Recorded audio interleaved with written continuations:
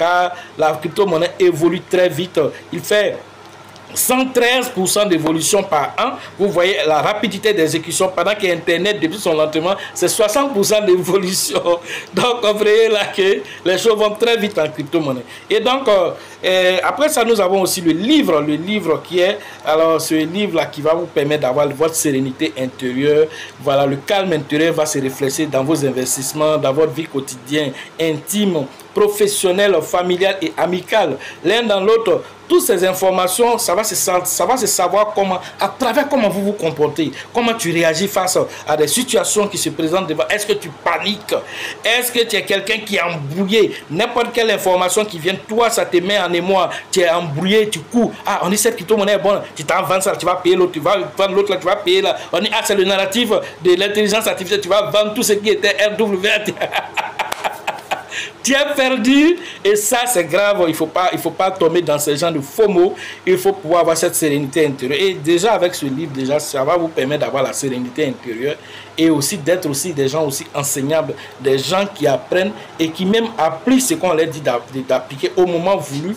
C'est ça la stratégie que l'entraîneur t'a donnée pendant l'entraînement. Quand tu arrives, on te dit c'est 3-3-2 ou c'est 4-4-2, l'un dans l'autre, ce qu'on te dit de faire là. Il faut faire ce qu'on te dit. Il ne faut pas changer le plan. Si lui n'a pas changé l'ordre, il ne faut pas toi aller changer. Il a étudié le match, il a étudié l'adversaire et il dit ça là. On passe en 3-4-2 ou bien en 3-3-2. L'un dans l'autre, il t'a donné une stratégie. Cette stratégie-là, il faut appliquer. C'est tout ce qu'on te demande de faire. Il ne faut pas aller fabriquer pour toi. Donc, c'est la même chose dans la vie. Alors, soyez enseignables. Toutes ces informations, c'est important. Sachez, comme je le disais, que chacun d'entre nous, selon la neuroscientifique, on nous dit que nous avons autour de 60 millions de pensées qui circulent dans notre esprit chaque jour. Vous imaginez le brouhaha que ça crée dans l'esprit. Mais si toi, tu n'as pas une sérénité intérieure, comment est-ce que tu vas t'en sortir si c'est là toujours embrouillé en toi? Les pensées dominantes que tu as en toi, est-ce que ce sont les bonnes pensées? Est-ce que ces pensées-là te servent? Ou bien te mettre dans un état de tristesse et dans un état de panique? Quelles sont ces pensées dominantes? N'oublie pas que le subconscient est comme une cassette radio. Le subconscient est comme voilà votre lecteur DVD chez vous. Le disque que tu mets dedans, le film qui est déjà inscrit dessus, c'est ça, il va jouer.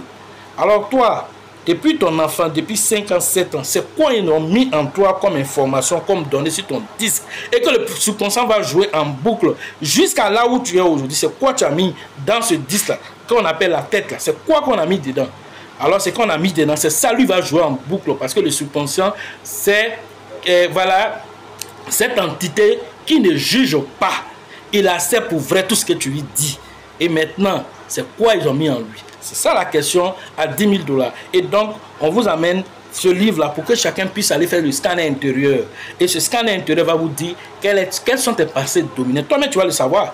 Et ensuite, maintenant, comment extirper de toi ces pensées qui ne te font plus, comment on appelle, du bien?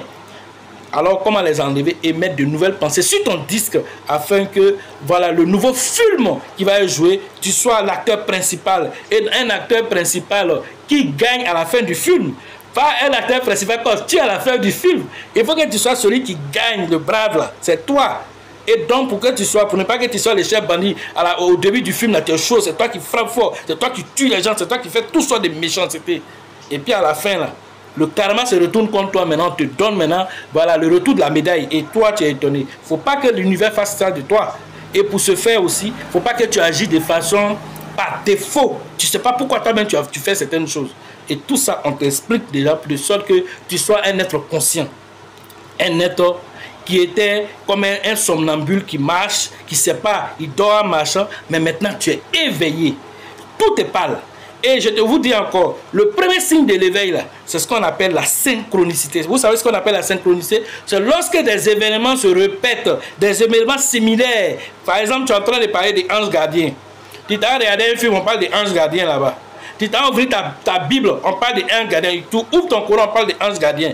Ça, on appelle ça la synchronicité. Il y a un message qui est en train d'être donné là. Il faut pouvoir. Et souvent, vous voyez aussi ce qu'on appelle les heures miroirs. Vous connaissez les heures miroirs? Vous pouvez voir 10h10, vous pouvez voir 12h12, 7h7, 11h11. Ce sont les heures miroirs. Et tous ces heures miroirs-là, Il y a un message derrière tous ces heures, mais quand vous avez la fréquence, que vous voyez toujours des heures miroirs, et je suis sûr que beaucoup voient, mais ils voyaient ça comme des choses banales dans la numérologie, tout ça a un sens.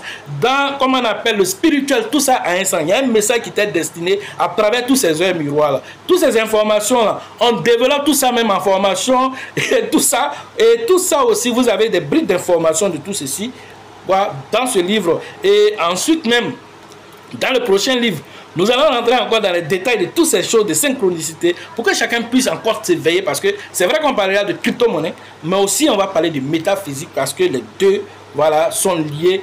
Tout passe par d'abord l'esprit d'abord avant de se matérialiser. La vidéo que tu regardes là, le téléphone qu'on a pris pour faire là, c'était dans la tête de quelqu'un d'abord.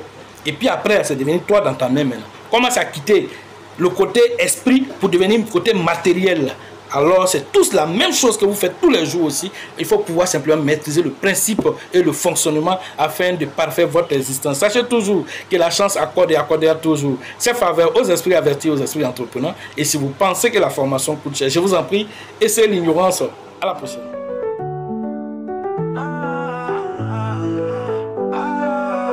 L'avenir d'une nation crypto, c'est mon chez moi, je l'aime comme un joyau. Il a échoué 1000 fois, il s'est relevé 1000 fois. Encore fort, c'est un héros. La Côte d'Ivoire te remercie. L'Afrique fait de toi debout.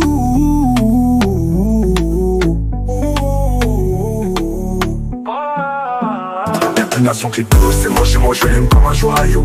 Premier diplômé mondial crypto, il est fort. Sa résilience donne pour à l'échec, trop fort.